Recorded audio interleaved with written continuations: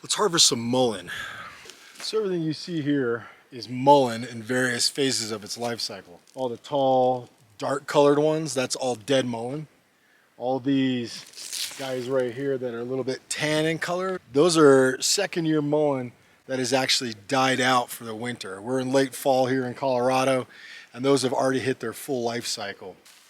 And this is really that first year mullein. Right now is probably one of the better times to harvest mullein for a couple different reasons. Once the temperatures really start dropping below 40 degrees at night, and we still get some high temps throughout the day in the 60s, this is the most opportune time to harvest mullein. We're talking the stalks, the leaves. So mullein is considered a weed, but for me, it's one of those amazing little plants that you can do quite a bit with. For example, we have dead mullein, we have its end of the life cycle mullein where it's starting to be brown, and then we still have one of these guys growing somewhat strong. It's going to pretty much die in the next couple weeks. We have three different phases of the mullein, and why mullein is important is, one, all these stalks work great for spindles for hand drill. Two, all of these young leaves work really well as a tea to break up mucus in the lungs, kind of like a natural mucinex, if you will. More importantly, these leaves make a great toilet paper. So when mullein is in this phase right here, right before it turns to that dark brown and is getting ready to die out for the winter, this is the time that you want to harvest all of these leaves and then bring them home, dry them out, or hang them in a spot where you can dry them. I grab these leaves and I pull them down. The leaves that are closer to the top are going to have a little bit more potency. So I kind of find the midpoint and pull off all the way to the top.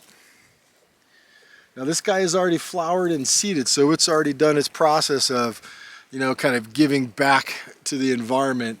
But I'll take these leaves, dry them out,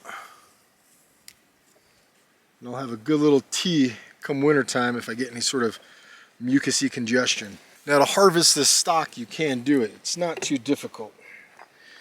What I typically do is cut right below the head where the seeds are. And I go all the way down to the base and cut as close as I can to the ground. And that's going to give me one long stalk. It's real easy to remove these leaves just with your hand. And this guy right here, when dry, will serve as a pretty good spindle. Now the downside with harvesting green mullein compared to some of these browner mullein that you see around you is the green stalks can split. It's kind of a 50-50 game. You can take these guys and hope for the best and maybe cut those ends off where you start to see that splitting. But even when you look at one of these dead ones, you can see the natural splits that are occurring. You start rubbing that between your hands, it's just going to twist and splinter. It's not the most reliable for hand drill. The ones you really want to target are these guys. These guys have already hit their full life cycle. They've already seeded. They've done everything they can do to give back to the environment. Take your blade, cut off the bottom.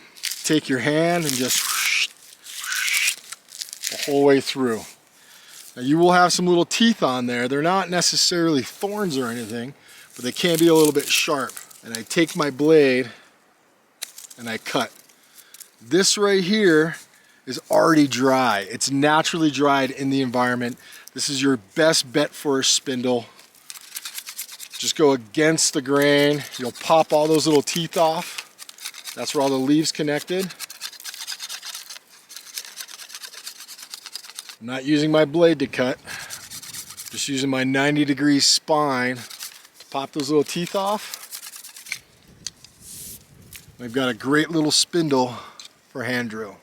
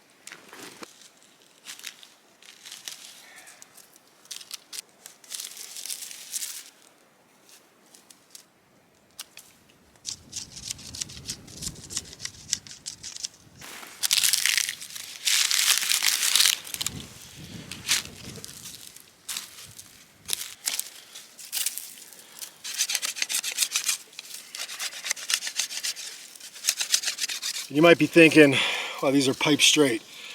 And they are pretty straight for the most part. They don't make good arrows. They're really flimsy.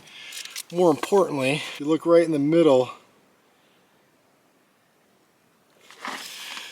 mullein has a pithy center, but you gotta collect them at the right time. You can't get them when they're dead. You can't get them when they're that dark brown or black color. They're just gonna come apart in your hands. So right in the middle of fall, right at the tail end of fall, when all those green leaves really start to kind of turn to that tannish color, that's when they're ideal for harvest. These two are far more greener than this guy right here. The key thing with green mullein stalks for hand drill, you want to let them stay at length. You don't really want to cut them down because you will start to get little cracks along these tips. So you want to keep them at length. If they're already tan and brown like these guys here, then you can cut these to your desired hand drill length. Right there.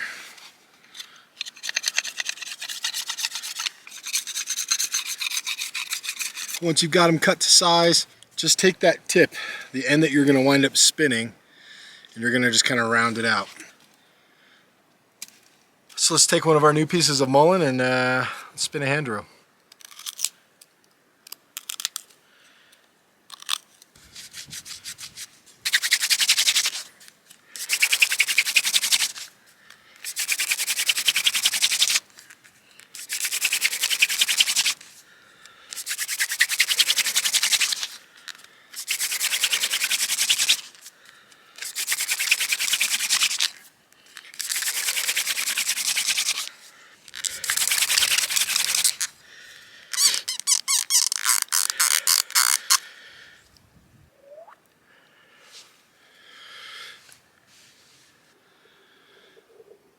Proof is in the pudding. Mullein, really great plant to utilize as a spindle. The leaves, that medicinal value to really help break up that mucus. That's what I've used it for personally, as well as even the leaves, you know, as a toilet paper. Mullein, they call it the Great Mullein. Maybe it should be called Magic Mullein. All right, that's all I got. Thanks for watching.